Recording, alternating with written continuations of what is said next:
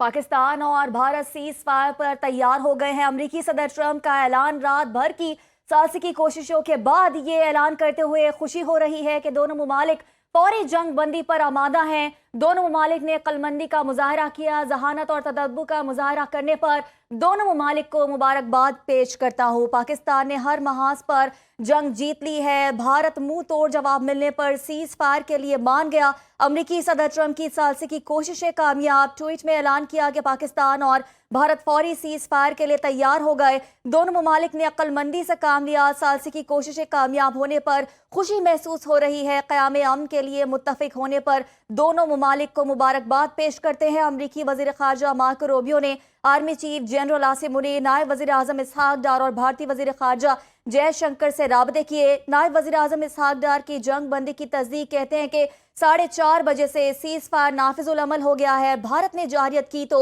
जवाब देंगे। पाकिस्तान ने हर महाज पर जंग जीत ली है और अमरीकी सदर ट्रंप की जानिब से ऐलान किया गया कि रात भर की सालसी की कोशिशों के बाद ये ऐलान करते हुए खुशी हो रही है कि दोनों ममालिक फौरी जंग बंदी पर आमादा है। जी बिल्कुल, पाकिस्तान जिंदाबाद, पाक अफवाज जिंदाबाद। और कामयाबी जो है पाकिस्तान के नसीब में आई है। पाकिस्तान ने फतह समेट ली है। हर महाज पर पाकिस्तान और भारत सीज फायर पर तैयार हो गए हैं। अमेरिकी सदर ट्रंप की जानिब से भी ऐलान सामने आया है। रात भर की सालिसी की कोशिशों के बाद यह ऐलान करते हुए खुशी हो रही है कि दोनों ममालिक फौरी जंगबंदी पर आमादा हैं। दोनों ममालिक ने अक्लमंदी का मुजाहरा किया है।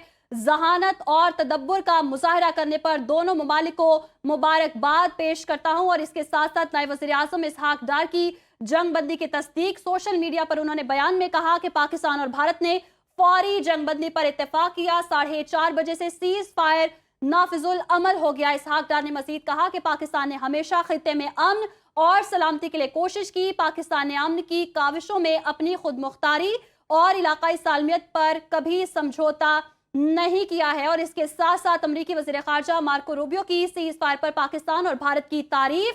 एक बयान में कहा, बातचीत में वज़ीर आज़म शाहबाज शरीफ और army chief general Asim Munir शामिल रहे।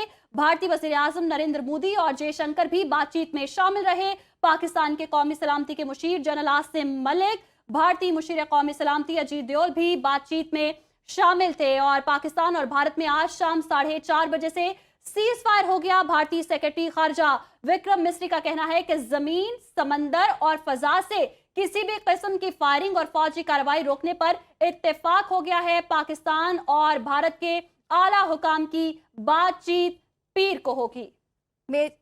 मेजर जनरल रिटायर्ड जाहिद साहब हमारे साथ मौजूद हैं। सर, बहुत शुक्रिया आपके वक्त का। सर, भारतीय जारहियत के बाद पाकिस्तान ने भरपूर जवाबी कार्रवाई की। उसके बाद अब अमेरिका की जानिब से बयान सामने आ गया। ट्रंप साहब ने कह दिया है कि सीज फायर पर अब आमादा हो गए। दोनों ममालिक, क्या कहेंगे आप इस सूरत हाल पे? कामयाबी है। मैं कहता हूँ कि जी आज पाकिस्तान के लिए हमारी जिंदगी का come as come this the best day जी। हम 1971 का एक जो गम है अभी वो नहीं भूल पाए थे। और उसके बाद ये जो भारत की इम्प्रेशन इन्होंने बनाया हुआ है कि जी को वो बिल्कुल ही तहबाला कर देंगे और पाकिस्तान को तबाह देंगे। तो आई थिंक एक गरूर के, घमंड की और उनके जो गलत अंदाजे थे स्टेट ऑफ पाकिस्तान के बारे में, वो उनको आज बलिया मेट कर दिया कि और एक नया पाकिस्तान अल्हम्दुलिल्लाह और एक नया पाकिस्तानी वो जो है इस वक्त दुनिया के सामने आया है। और आज कमिटी ऑफ नेशन ने देखा है कि there is a country which is reckon with, जो पाकिस्तान है। उसने जिस तरीके से अपने आप को स्ट्रेटेजिक पेशेंस के साथ, रिस्ट्रेंट के साथ और सबसे बढ़कर अपने रिजॉल्व के साथ शिकस्त दी है जी इंडिया को।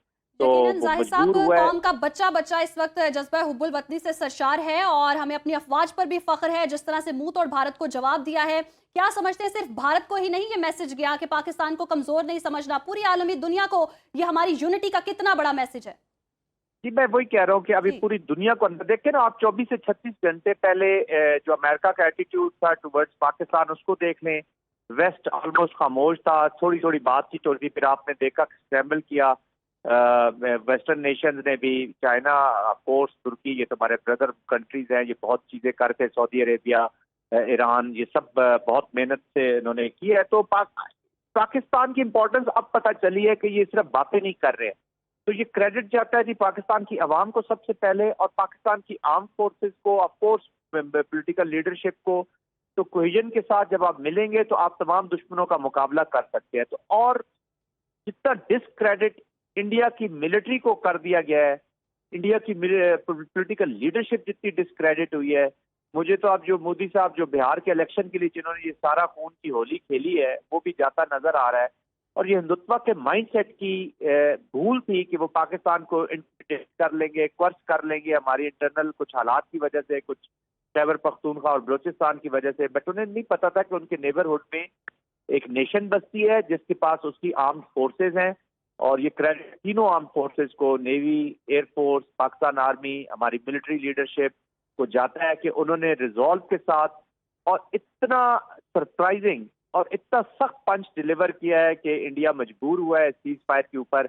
और अब इनका वो जो झूठा गोदी मीडिया था जिसने लोगों को एक साइकोलॉजिकल पेशेंट बना दिया, एक बीमार जहन का मालिक बना दिया है, अब उनके सामने नए नए बहाने घड़ेगा, नए नए ड्रामे। तो जिस फिल्म का बॉलीवुड का स्क्रिप्ट मोदी साहब ने अपने ही लोगों के खून से लिखा है, और मेरी आज बीपर आप अपने पास रिकॉर्ड में रख लीजिएगा कि उन्होंने जो श्रीनगर पे जो अटैक किए हैं, खुद ही जो मिसाइल दागे हैं, उन्होंने खालिस्तान की बुनियाद रखी है।